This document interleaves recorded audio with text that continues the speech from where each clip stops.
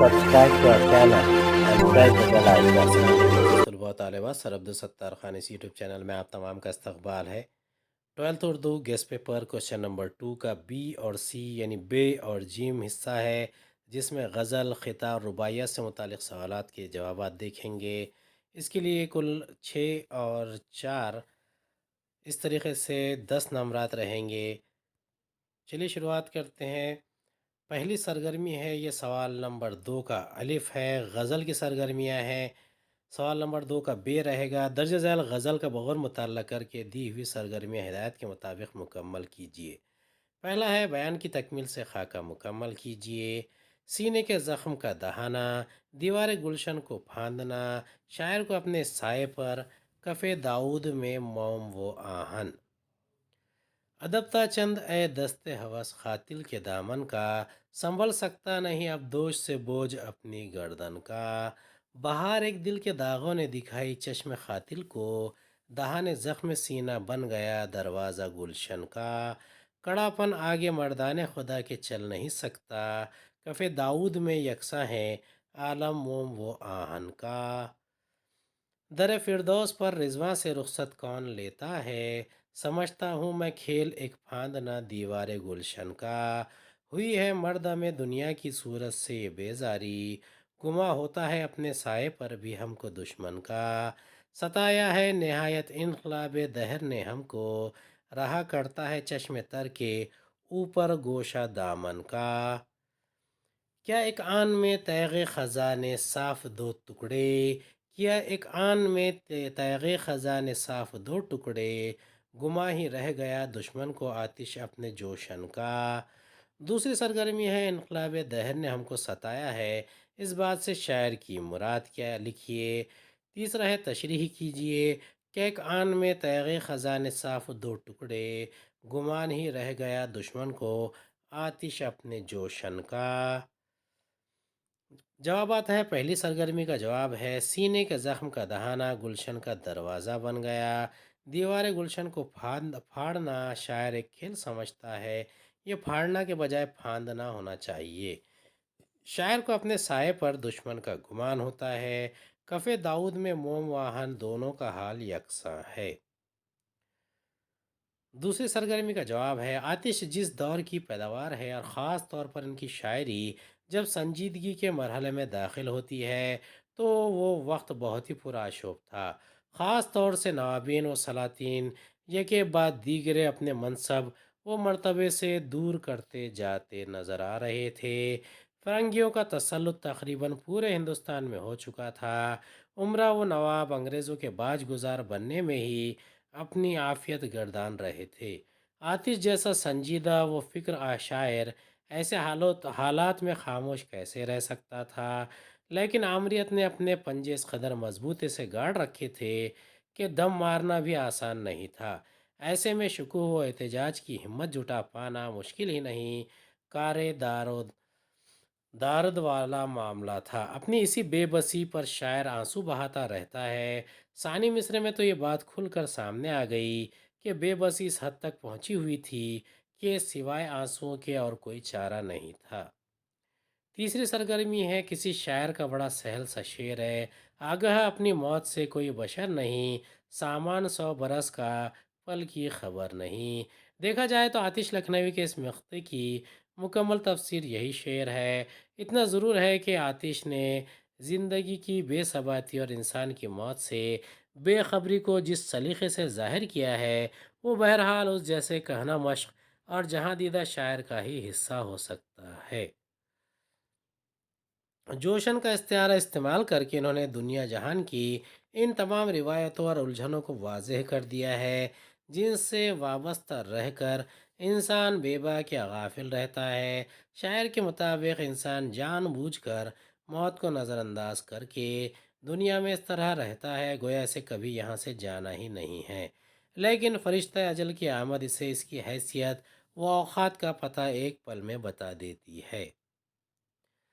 اگلی غزل ہے درج ذیل غزل کا بغور مطالعہ کر کے دی ہوئی سرگرمیاں ہدایت کے مطابق مکمل کیجیے۔ فقروں کے مطابق مصرے لکھیے۔ पहला है दोस्त किसी से भी राह व रस्म बढ़ाने के लायक नहीं है।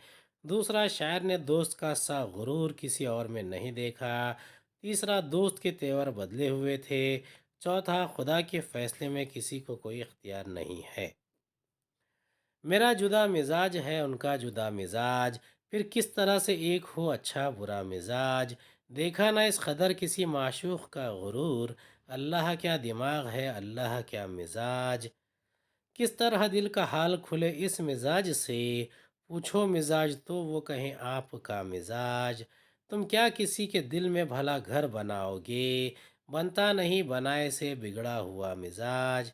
तुमको ज़रा सी बात की बर्दाश्त ही नहीं, ऐसा अकल खुरा भी है किस किस किस काम का मिजाज। पाला पड़े कहीं न किसी बद मिजाज से, हर वक्त देखते हैं मिजाज आशना मिजाज। कल उनका सामना जो हुआ खैर हो गई, बदली हुई निगाह थी बदला हुआ मिजाज। सच है खुदा की देन में क्या दखल हो सके, एक दाग का मिजाज है एक आप का मिजाज। दूसरी सरगर्मी या गज़ल की रोशनी में दोस्त के मिजाज को अपने अल्फाज में तहरीर कीजिए। तीसरा, तशरीह कीजिए। पाला पड़े कहीं न किसी बद मिजाज से, हर वक्त देखते हैं मिजाज आशना मिजाज। जवाबात है, पहले का जवाब है दोस्त किसी से भी राह व रस्म बढ़ाने के लायक नहीं है। इसका जवाब है, तुम क्या किसी के दिल में भला घर बनाओगे। दूसरा है, शायर ने दोस्त का सा गुरूर किसी और में नहीं देखा। इसका जवाब है, देखा ना इस कदर किसी माशूक का गुरूर। तीसरा है, दोस्त के तेवर बदले हुए थे। इसका जवाब है, बदली हुई निगाह थी बदला हुआ मिजाज। चौथा है, खुदा के फैसले में किसी को कोई इख्तियार नहीं है। इसका जवाब है, सच है खुदा की देन में क्या दखल हो सके। दूसरी सरगर्मी का जवाब है, पूरी गज़ल में शायर दोस्त के मिजाज का नोहा कना है। इससे ज़ाहिर होता है कि वो दोस्त के मिजाज से किसी कदर शाकी है। दोस्त के मिजाज पर रोशनी डालने से पहले शायर ने वाज़ेह कर दिया है कि इसके इसके और दोस्त के मिजाजों में ज़मीन और आसमान का फ़र्क है। और ये भी इसका मिजाज अच्छा और नेक है। जब दोस्त बद मिजाज है, शायर ने इससा मगरूर कहीं और नहीं देखा है। वो साफ गो भी नहीं है, बातों में उलझाने का हुनर खूब जानता है। इसकी बदमिजाजी इतनी बढ़ चुकी है कि कोई इसके करीब नहीं होता, या वो किसी से भी ताल्लुकात इस्तेवार करने के काबिल नहीं रह गया है। इसका मिजाज इतना सख्त और अक्खड़ हो चुका है कि उससे खिलाफ मिजाज कोई बात नहीं कर सकता। कोई मामूली सी बात भी बर्दाश्त नहीं होती। घड़ी में तोला घड़ी में माशा के मुसद्दाक इसके जहन की हालत पल पल बदलती रहती है।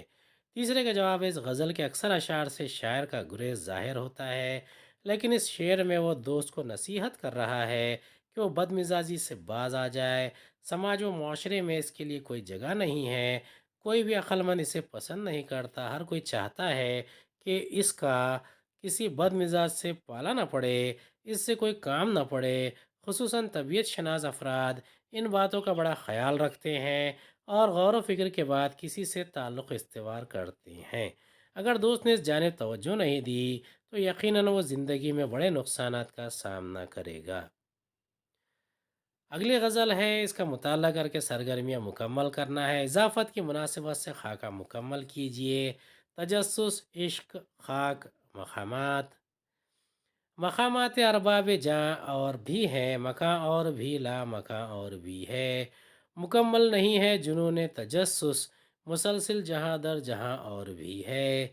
यहीं तक नहीं इश्क की सैरगाहें, मैं वो अंजुम वो कहकशा और भी है। खफस तोड़ कर मुतमई हूँ न बुलबुल, खफस सूरत आशियाँ और भी है। बहुत दिल के हालात कहने के काबिल, वराए निगाहों ज़बां और भी है। सबाखा के दिल से बचा अपना दामन, अभी इसमें चिंगारियाँ और भी है। इन्हें जब से है एतमाद मोहब्बत, वो मुझसे जिगर बदगुमा और भी है। दूसरी सरगर्मी है, मैं वो अंजुम वो कहकशा के बारे में शायर का ख्याल बयान कीजिए। तीसरा, तशरीही कीजिए। इन्हें जब से है एतमाद मोहब्बत, वो मुझसे जिगर बदगुमा और भी हैं।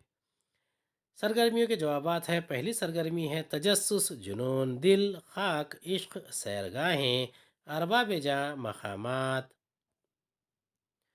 दूसरी सरगर्मी का जवाब है राह मोहब्बत हो या बामकसद ज़िंदगी की शाहराह, महदूद मंजिलों और गिने चुने अहदाफ मकासद टारगेट पर मुश्तमिल नहीं होनी चाहिए। मनाजिल व अहदाफ की तहदीद इंसान की ज़िंदगी की रफ्तार को सुस्त कर देती है और ये सुस्ती मौत से कम नहीं होती। लिहाजा ज़िंदगी की हर राह में मंजिल व हदफ इतने हो कि सफ़र कभी ख़त्म ही ना हो।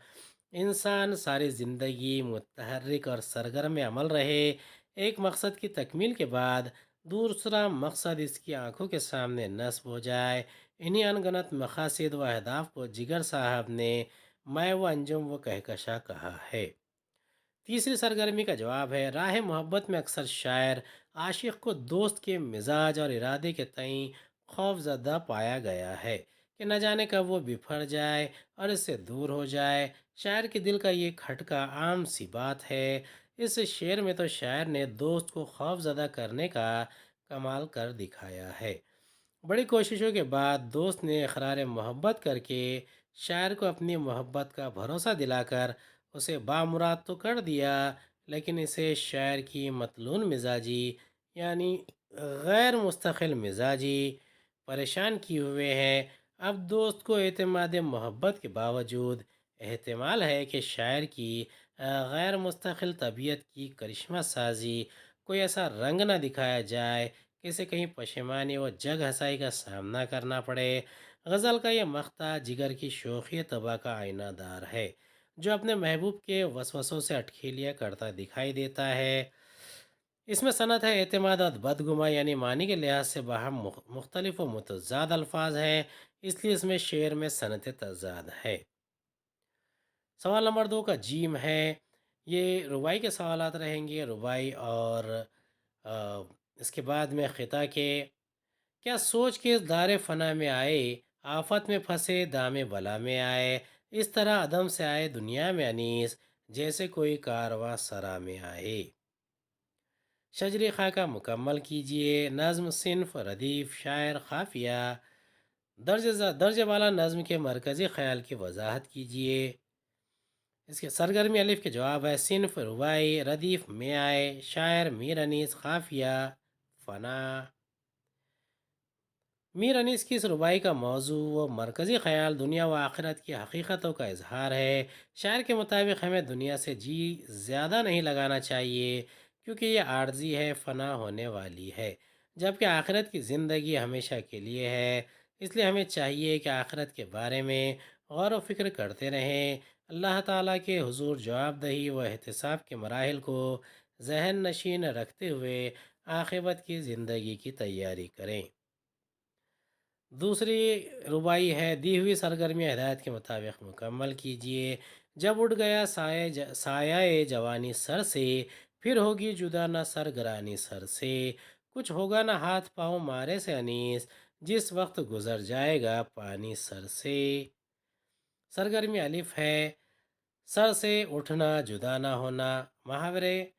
दूसरी सरगर्मी है इस नज़्म में शायर जो बात कहना चाहता है उसे अपने अल्फाज में लिखिए। सरगर्मी अलिफ के जवाबात है सर से उठना साया जवानी का, जुदा ना होना सरगरानी, मुहावरे हाथ पाँव मारना, पानी सर से गुजर जाना। दूसरी सरगर्मी का जवाब है आज का काम कल पर टालने की आदत व खसलत इंसानी फितरत का एक कमज़ोर लेकिन नुमाया पहलू है। नेकी के काम अंजाम देने के मामले में इंसान वक्त आइंदा का इंतज़ार करता है और कहता है कि अभी तो सारी ज़िंदगी पड़ी है, और फिर अपनी हाल की ज़िंदगी को ऐशो निशात और बदआमालियों में गुजारने लगता है। जवानी का अय्याम इसी तरह गुजर जाते हैं, क़ुव्वत व तवानाई कम हो जाती है, बुढ़ापा लाहक हो जाता है। अब जवानी दोबारा आने को नहीं, इसी फ़िक्र परेशानी में दिन गुजरते हैं और फिर ज़िंदगी की इंतहा यानी मौत की आमद करीब होती है। इस वक्त कार खैर के लिए ना तो ताकत बाकी रहती है और ना ही वक्त। उस वक्त हाथ पांव चलाने और कोशिश व फिक्र करने से कुछ भी हासिल नहीं होता। शायर ने इस रुबाई के ज़रिए हमें ज़िंदगानी के अय्याम खुसूसन جوانی کی قدر کرنے کی تلقین کی ہے۔ جوانی کی قدر سے مراد اپنی قوت اور وقت کو نیک کام کے کرنے میں صرف کرنا ہے۔ اگلا خطہ ہے، خطے کے سوالات کے جوابات دیکھیں گے۔ جانے کب بے درد انداز کلام درد مند، ذوق میرا ہم سخن گر ہو کوئی دل سا خستہ ہو، منہ سے جو نکلے وہ کچھ ہو، پر ہو دلکش ایک بات، آہ موضوع ہو کہ نالا مصر برجستہ ہو۔ خالی جگہ پر کیجئے، ہم سخن ڈیش آہ و نالا ڈیش ڈیش دلکش ڈیش انداز کلام۔ دوسری سرگرمی ہے، اس مختصر نظم یعنی خطہ کے موضوع کی وضاحت کیجئے۔ اس کے جوابات ہے، سرگرمی الف، ہم سخن بات آہ و نالا درد مند دل خستہ دلکش مصرع برجستہ انداز کلام۔ دوسری سرگرمی کے جوابات ہے، کسی کے دکھ درد کو کوئی غم رسیدہ فرد ہی سمجھ سکتا ہے اور وہ صورتحال کا اندازہ بالکل صحیح طور پر لگا کر مطابق حال بات یا عمل کر سکتا ہے۔ کسی کی تکلیف و پریشانی کو دور کرنے کے لیے سونے کے سکے میسر نہ بھی ہوں تو دو میٹھے بول سے اسے مطمئن کیا جا سکتا ہے، اس کے درد کو کم کیا جا سکتا ہے۔ جس نے کبھی غم اور مصیبت کا سامنا ہی نہ کیا ہو وہ کیا کسی کے دکھ درد کو سمجھے؟ یہ تو بات ہوئی ہمدرد اور غم خوار کی۔ مصیبت زدہ و غم رسیدہ فرد کو بھی چاہیے کہ وہ جو کچھ بھی کہے اس طور سے کہے کہ گفتگو سے مخاطب اچھی طرح سے متاثر ہو کر اس کی جانب راغب ہو جائے، اور یہ اس وقت ممکن ہوگا جب بیان میں سادگی و بے ساختگی ہوگی، تصنع اور بناوٹ نہیں ہوگی۔ اگلی سرگرمی ہے، درج ذیل خطہ کی دی ہوئی سرگرمیاں ہدایت کے مطابق مکمل کیجیے۔ دیکھتے ہیں جلوہ گل ہائے رنگا رنگ ہم، مثل نرگس اس چمن میں جب تلک ہے چشم وا، آخرش ہوگا وہی ایک دن خزاں کے ہاتھ سے جو کہ عالم پناہ اس نشو نما سے پہلے تھا، ہے غنیمت کوئی دم نظارہ رنگے بہار، پھر کہاں یہ گلشن و گل اور یہ سبزہ ہوا۔ رواخاں کا مکمل کیجئے۔ جب تک ہماری آنکھ ڈیش کی مانند کھلی ہے ہم ڈیش دیکھتے ہیں، رنگ بہار کا نظارہ ڈیش ہے، کیونکہ یہ سب ڈیش رہنے والا نہیں ہے۔ دوسری سرگرمی ہے، شاعر کو جس بات کا یقین ہے اسے اپنے الفاظ میں لکھیے۔ پہلی سرگرمی کا جواب ہے، جب تک ہماری آنکھ نرگس کی مانند کھلی ہے ہم جلوہ گل ہائے رنگا رنگ دیکھتے ہیں، رنگ بہار کا نظارہ غنیمت ہے، کیونکہ یہ سب ہمیشہ رہنے والا نہیں ہے۔ دوسری سرگرمی کا جواب ہے، جب تک ہماری آنکھیں کھلی ہیں یعنی زندہ ہے ہم اس چمن میں مختلف نوع پھولوں کو دیکھ سکتے ہیں، ان کی یہ رونق ہمیشہ باقی رہنے والی نہیں ہے۔ انجام کار ایک دن خزاں کے ہاتھوں ان کا حشر ہماری اس حالت کے جیسا ہونا طے ہے جو ہماری پیدائش اور ہمارے ظہور سے پہلے تھا، یعنی پہلے ہم کچھ نہیں تھے۔ نیستی چمن خزاں کے ہاتھوں ختم ہو جائے گا۔ شاعر نے اس بات کو بڑے یقین سے کہا ہے۔